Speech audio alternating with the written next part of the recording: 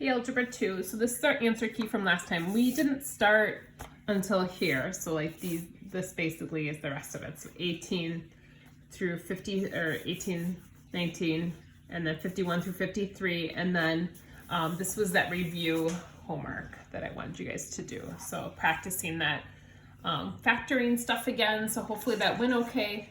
Again, if you're still struggling factoring, please let me know. We can always set up a Google Meet, or I can kind of give you guys some different strategies to try. So, because we're going away from that, we are doing a little bit of factoring with completing the square, but nothing too complicated. It's nice factoring.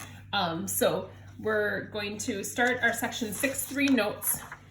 Just a heads up, we only have like 2 more sections before the end of the chapter. So we probably will end up testing after Thanksgiving break, but pretty quickly after. So hopefully we'll be back in person for a day to review and then test. So I'm gonna pull this aside here. So solving by completing the square is what we're working on here today. Now for this, one of the things is we always want to factor, like these two for factoring are really nice to work with. And so we want to get problems that work this nicely. So if you look, the reason why I like these so much is it's x squared. So I know it has to start with x times x.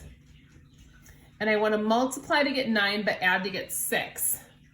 So multiply to get 9, add to get 6, 1 and 9, or 3 and 3. So it has to be 3 and 3. So if you notice, it's the same thing twice. So what I can do is, rather than writing it this way, I can write it as x plus 3 square.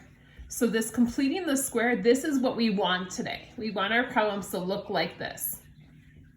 So this next one, again, we know it has to start with x times x. This time I want to multiply to get 36 positive, but add to get a negative 12.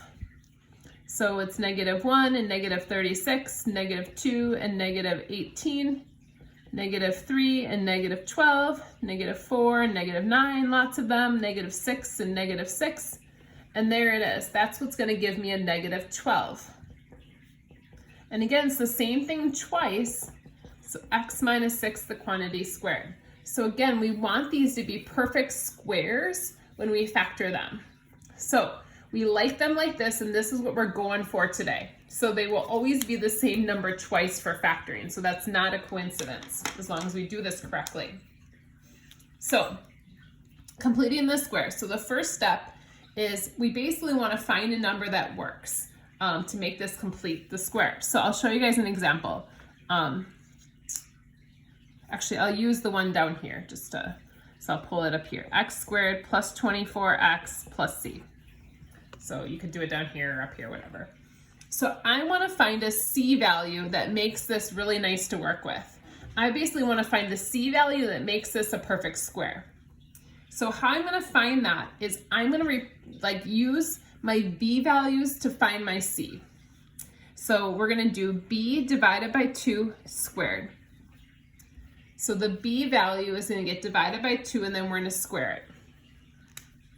So I'll show you how that looks. So in this case, if b is 24, sorry, my puppy has my shoe. Where did you get that from?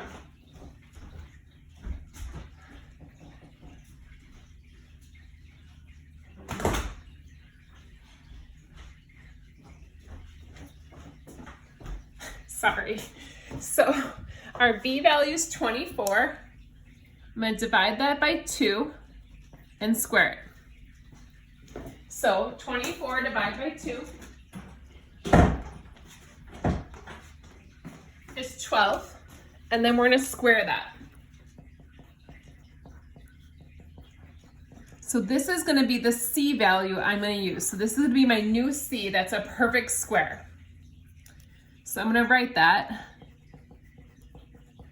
So I'm replacing c, or I'm using that as my c. This formula is going to be what we're going to want to use throughout today. So b divided by 2 squared. So you might want to star that, somehow make sure that's clear. Because now this is going to be factorable by completing this as a perfect square.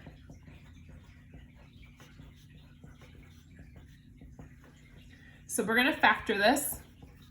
The x times x. We want to multiply to 144, but add to 24. So 144 is this perfect square root. And again, if you haven't caught on with this already, it's going to be the same number twice. So 144, the square root of 144 is 12. And 12 plus 12 is 24. And they're all positive, so plus and plus. And then you can write this as a perfect square. So we like it written this way. And I'll show you why in a little bit. So that's how we would do this problem. So that's what we're going to do, these first 3 steps. So in this one, we want to figure out the C value that makes this factorable. So I want to find a new C. So I'm going to use the B divided by 2 squared. So B in this case is negative 24, or negative 22, sorry. So negative 22 divided by 2 squared. So negative 11 squared, which is 121. So that's the number I'm going to use for my C.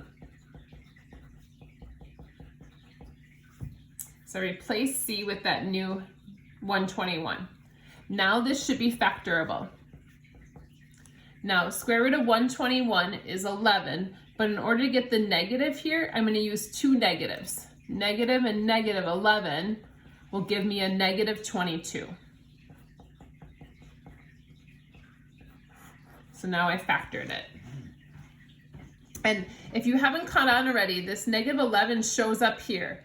This 12 showed up here. So that's not a coincidence. That same number gets used throughout these problems. So figuring out that C is kind of the most important part of this. And so now we're going to use that to factor. So this problem needs to be solved using completing the square. So just so you guys know, the first few problems in your homework, I think you have to do something similar to this. Then it's actually going to ask you to solve. We didn't actually solve these because they don't equal anything, but now we have it equaling something. So our first step is to get x squared plus bx alone. So I want to get it just so the x squared plus bx is all by itself. And so I'm going to move this 5 away because this 5 is not a perfect square, so I don't want to really work with that. So I'm going to move this 5 away. So it'll be x squared plus 6x, and I'll leave a little space. So leave that space because I'm going to put a new c in there. And then 12 minus 5 is going to be 7. So I'm trying to figure out what should go there in order to make this a perfect square trinomial. So I'm going to find a new c.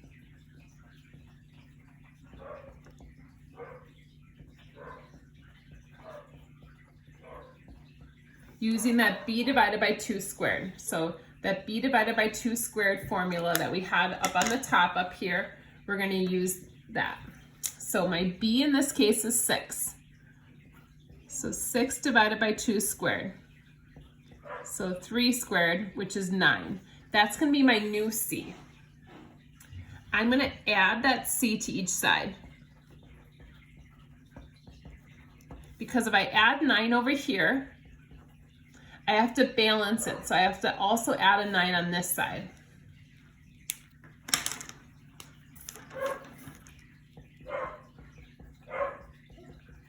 Mr. Donahue's playing with the dog right now, so she's being really loud. So if you hear her, sorry. So then that equals 16. Now we're going to kind of ignore this 16 over here. Oops.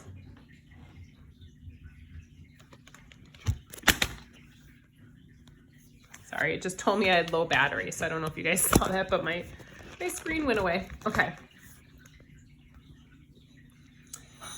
So I'm now going to factor this left side of the equation.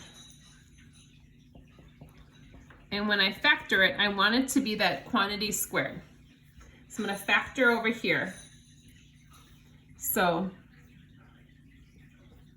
I might run out of space, so I might have to grab some other paper. So this is x times x. I want to multiply to get 9, add to get 6. Remember, it's a perfect square, so it's going to be 3 and 3 that will give me 6, and they're all positive.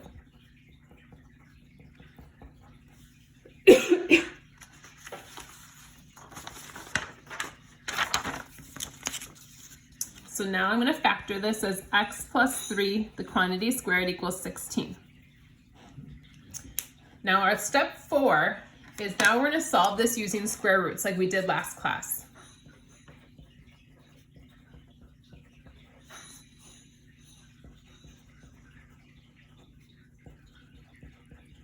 Now I don't want you guys to forget about, remember there should be a positive and negative square root. We want to simplify if possible.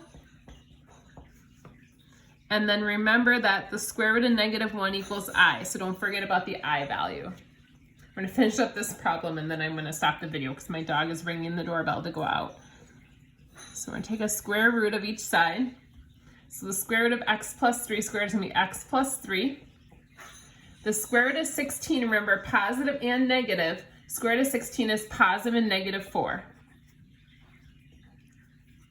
So now I have to set up two equations.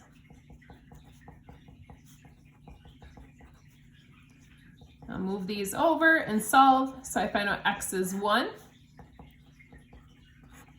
and x is also a -7. So I got two answers there for my equation using this completing the square. I'm going to stop the video for now and start a new one for the back side.